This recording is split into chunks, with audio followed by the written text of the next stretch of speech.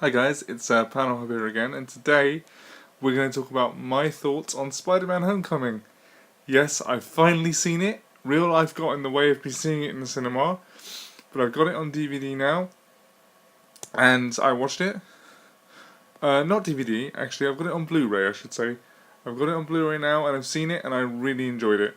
I think that it was an incredibly smart move.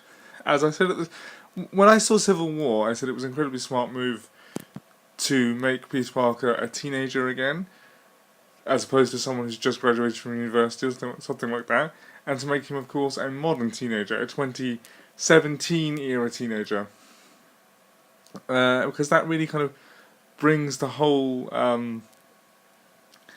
mean, in the long run, it might date the film slightly, but it brings the whole Marvel MCU into the modern era in a very big way. Kind of grounds it in that kind of generational epoch, and I really liked it. I mean, obviously, I'm not part of that generational epoch.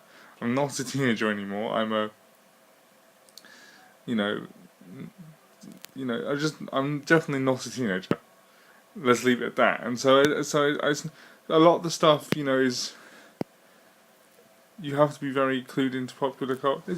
It's not overladen with modern popular culture references, but the attitude is kind of very hip and modern. But I really liked it. One of the best things about Spider-Man is no matter what decade or era he's in, because he's a young person, he's hip, he's modern, he's trendy, and the Spider-Man part of the Peter Parker Spider-Man dynamic is very, fun to be around, and he's a fun guy. Peter Parker might be a bit of a nerd and a bit awkward, but Spider-Man, when Peter Parker's wearing the Spider-Man mask, he's a cool guy, and I think that it really plays into that. But it also manages to play into the traditional things of being an awkward teenager, and most importantly, it plays into the traditional Spider-Man theme of responsibility without having to hammer home for the third time in just under 20 years, the kind of with great power comes great responsibility boilerplate that is the Spider-Man origin. It didn't do a Spider-Man origin. The film had stuff to say about responsibility, but didn't have to show you Uncle Ben dying. It didn't have to stop the movie to tell you these things. It just had it. It had responsibility layered in as a theme, and I really liked that.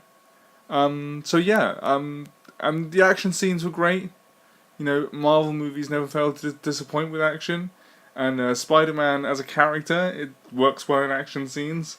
So yeah, I really, really enjoyed Spider-Man Homecoming. If you haven't seen it yet, I would highly recommend it. And I will see you next time when we're going to do another Doctor Who video. Okay, bye.